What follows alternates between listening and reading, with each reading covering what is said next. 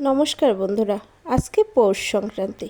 পৌষ সংক্রান্তি মানে একটু পিঠাপুলি।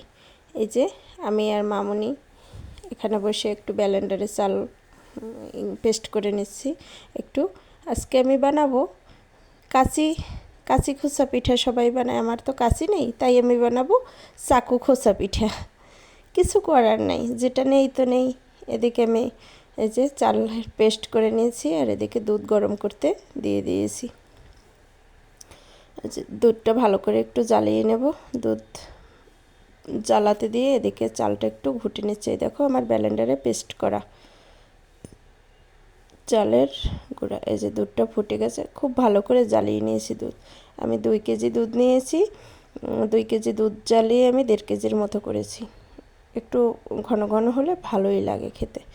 এই যে এখন আমি শাঁসটা গরম করে নিয়েছি। খুব ভালো করে শাঁসটা গরম করতে হবে।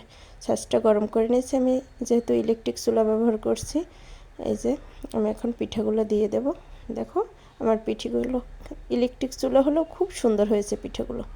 পিঠাগুলো একদম ফুলে টুসটুসু হয়েছে এবং অনেক ছিদ্র হয়েছে ভিতরে।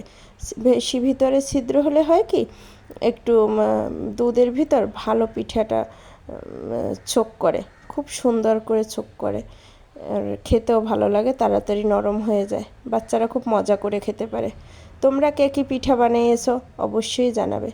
যারা ইউটিউব চ্যানেল থেকে দেখছো তারা অবশ্যই ইউটিউব চ্যানেলকে সাবস্ক্রাইব করবে আমার, আর যারা ফেসবুক থেকে দেখছো অবশ্যই ফলো করবে।